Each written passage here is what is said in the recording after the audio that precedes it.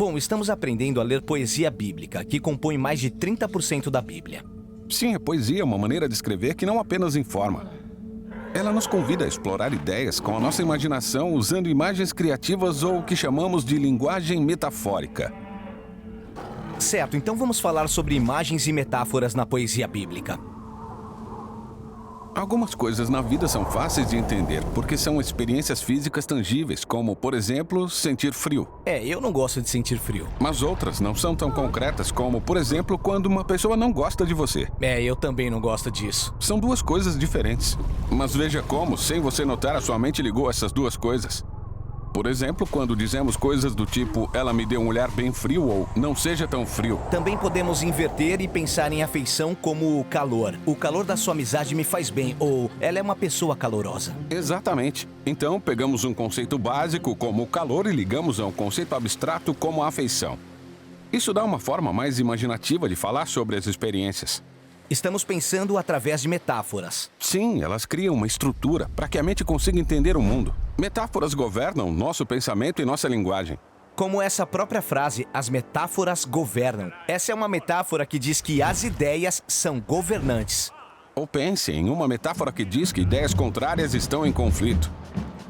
Num debate eu tenho que defender minha posição e apresentar um fundamento para vencer o argumento. Como você vê, as metáforas não são apenas só um jeito elegante de escrever. Elas estão em toda a nossa linguagem.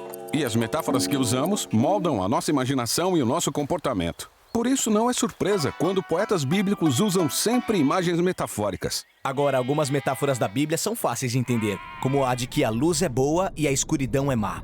Mas lembre-se de que os poetas bíblicos viviam na antiguidade, o que significa que algumas das suas metáforas podem parecer estranhas para nós. Como assim? Imagine águas caóticas, como em uma tempestade no meio do oceano.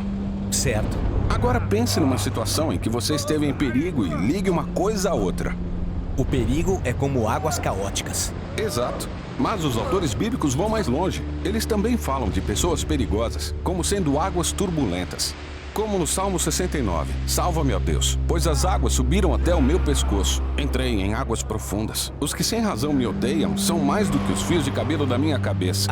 Os inimigos são ondas perigosas. Sim, e as nações inimigas também. Como em Isaías 17, os povos rugem como águas impetuosas.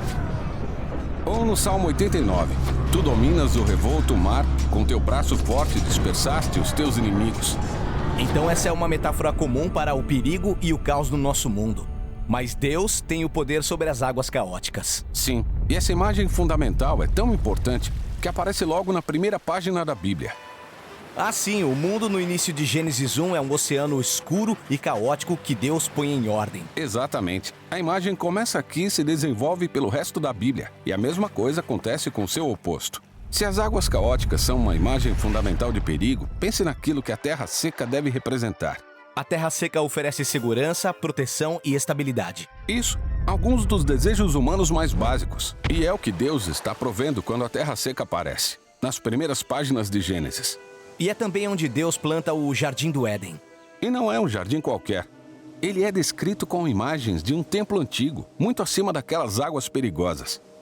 E desse jardim-templo flui um rio que rega todas as coisas. Então o ideal humano é estar com Deus em uma montanha, jardim, templo. Sim, e essa imagem permeia toda a poesia bíblica. Como quando Davi celebra a presença de Deus no templo, no Salmo 65. Como são felizes aqueles que tu escolhes, aqueles que trazes para viver no teu templo. Tu acalma o rugido dos mares e o barulho das ondas. Tu acalmas a gritaria dos povos. Agora veja bem, como o templo estava associado a estar perto da presença de Deus, essa montanha alta pode se tornar uma metáfora para o próprio Deus. Como no Salmo 18, o Senhor é a minha rocha, a minha fortaleza e o meu libertador. E essa é a imagem que Jesus está usando quando diz que ouvi-lo é como construir a sua casa na rocha. Exatamente. Veja então como essas ricas metáforas da poesia bíblica têm as suas raízes em antigas narrativas bíblicas. É como as metáforas funcionam na Bíblia. Precisamos das narrativas para entender as imagens poéticas. E as imagens revelam significados mais profundos nas narrativas. Legal. Bem, a maior coleção de poesias na Bíblia é o Livro de Salmos. O próximo assunto é este. Vamos aprender a ler o livro de Salmos.